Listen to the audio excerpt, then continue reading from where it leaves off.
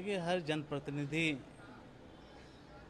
का मतलब ही होता है जनता की सेवा करना, और उसका प्रथम धर्म है जनता की सेवा करना। और जनता की सेवा करते करते जो है तमाम ऐसे मामले आते हैं, कभी अपराधियों के बीच सामना करना पड़ता है, कभी अपराधी छवि के केसों का सामना करना पड़ता है। हाल ही में ऐसा ही मेरा एक साल में 2 ऐसे केस आए हमारे साथ जो है। एक तो पहला जेल से धमकी आई जो है, बाद में जाँच उच बैठी तो उसे जो है गोरखपुर कारागार से उठा के तिहाड़ जेल भेज दिया गया। फिर 4 महीने बाद मुझे धमकी मिली सोशल मीडिया के माध्यम से, जान से मारने की धमकी। फिर मैंने संज्ञान में लिया, मैंने सीधे जो है डीजीपी से मुलाकात किया। डीजीपी साहब ने संज्ञान में लेते हुए मेरी सुरक्षा बढ़ाई भी। मगर आज अचानक जो है तत्काल रूप से मेरी सुरक्षा कभी बढ़ा दी जा रही है, कभी घटा दी जा रही है, कभी हटा दी जा रही है। अभी जब हटाई गई तो मैंने तुरंत संज्ञान में माननीय उप मुख्यमंत्री ब्रजेश पाठक जी के सामने मैंने रखी। उन्होंने तुरंत संज्ञान में लिया, उन्होंने तुरंत आला अधिकारियों को फ़ोन किया तो मेरी वापस भी आई, ऐसा नहीं है। मगर फिर 6 दिन बाद वो वापस हटा ली जाती है मेरी सुरक्षा जो है। तो ये प्रशासन की जो लापरवाही है कि कभी सुरक्षा देना, कभी हटाना, कभी, क्योंकि देखिए अगर ऐसा ही रहा, क्योंकि मैं हमारे समाज का इतिहास है, दर्जनों नेता, हमारे दिग्गज नेता खत्म हुए, चाहे जमुना निषाद हो, चाहे फूलन देवी हो, चाहे रघुवल दयाल वर्मा हो, चाहे जनीराम वर्मा हो, चाहे जयपाल कश्यप हो। ये सारे बड़े दिग्गज नेताओं को जो है समाज सेवा करते करते इन्हों राजनीति के तहत जो है इनकी हत्या हो गई जो है। अभी हाल ही में देखिए बिहार की ही घटना दीजिए, ये वीआईपी पार्टी के प्रमुख मुकेश साहनी जी के पिताजी जीतन मांझी जो वरिष्ठ समाज सेवी थे, बहुत बड़े समाज सेवी थे, उनकी निर्मम हत्या कर दी जाती है। मतलब ये है कि जो भी राजनीति में मछुआ समुदाय का नेता उभरता हुआ नज़र आता है, उसके परिवार पर, उसके ऊपर तमाम तरीके के जो है साजिश हत्या की रची जाती है। और जिस हिसाब से सुरक्षा हटाई गई, जाहिर सी बात है जैसे हमारी दर्जनों नेता खत्म हो गए, वैसे हमारी जान को भी खतरा है। जाहिर सी बात है जिसकी सुरक्षा कमी हट जाएंगे तो खतरा तो महसूस रहेगा। जेल से किसने आपको धमकी दिया था और कब? ये पिछले साल की घटना है, धर्मवीर थे।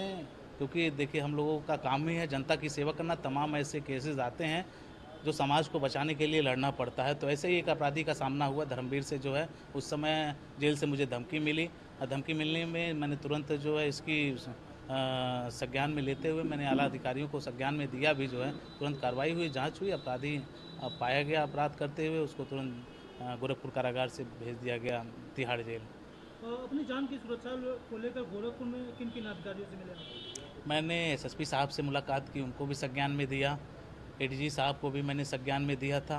अब माननीय मुख्यमंत्री जी को मैं मिलूँगा, मिल के अपनी बातों को रखूँगा और उसकी शिकायत भी करूँगा कि ऐसे कौन से लोग हैं जो बार बार सुरक्षा कभी दे रहे हैं, कभी हटा रहे हैं, कभी बढ़ा रहे हैं, कभी ख़त्म कर दे रहे हैं।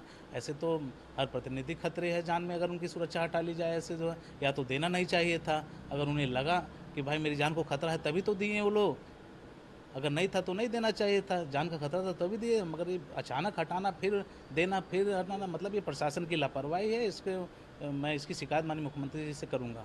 तो क्या कल मिलेंगे?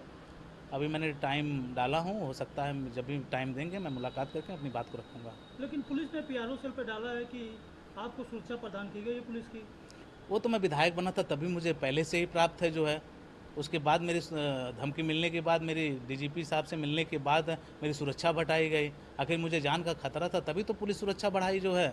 मगर ऐसा क्या वजह रहा, किसके कहने पे, किसके इशारों पे हटा दी गई, इसी बात का तो मुझे जवाब चाहिए।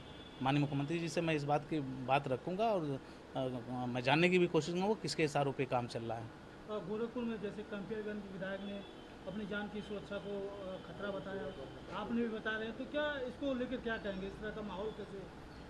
देखिए, ऐसे अधिकारियों को चिन्हित करने की ज़रूरत है जो कार्यकर्ताओं को आम जनमानस में दुष्प्रचार कर रहे हैं, जो है कार्यकर्ताओं को भड़काने का प्रयास कर रहे हैं, पदाधिकारियों पर उत्पीड़न कर रहे हैं, जो है ये दिशा भ्रम और सरकार की छवि को धूमिल करने की कोशिश कर रहे हैं। हमारा ही मामला दीजिए, कभी सुरक्षा बढ़ाई जा रही है, फिर डिप्टी सीएम साहब के फ़ोन करने पे हटा दी जाती है, डिप्टी सीएम साहब के फ़ोन करने पे फिर उसे जो है सुरक्षा दी जाती है, फिर हटा दी जाती है। मतलब इसमें अधिकारी जो है घाल-मेल कर रहे हैं। ये कौन से अधिकारी हैं? यानी कि वही सपा बसपा माइंड के अधिकारी हैं जो सपा कार्यकाल में भर्ती हुए हैं। ऐसे लोगों को चिन्हित करके कार्रवाई करने की ज़रूरत है। अभी वर्तमान में क्या सुरक्षा मिली आपको? अभी वह हर तरीके जो पहले सुरक्षा मिली थी वही सुरक्षा है, और बाकी जो अलग से सुरक्षा दी गई थी उसको हटा लिया गया है। वर्तमान में जैसे कितनी फोर्स है आपके साथ, कैसे क्या? वर्तमान में सिर्फ हमारे पास 2 ही, जो सभी विधायक को जो मिलते हैं वही हमको भी मिले हुए हैं, और जो अतिरिक्त मिले थे उसे हटा ली गई। आगे और किन से मिलेंगे आप? माननीय मुख्यमंत्री जी से मुलाकात करके मैं अपनी बात को रखूंगा। नमस्कार, मैं हूं मानक गुप्ता। अगर आपको हमारा ये वीडियो पसंद आया हो तो इसे लाइक और शेयर जरूर करें और हाँ, हमें सब्सक्राइब और फॉलो करना ना भूलें ताकि आप देश और दुनिया की कोई खबर मिस ना करें। तो जुड़े रहिए हमारे साथ और देखते रहिए News 24।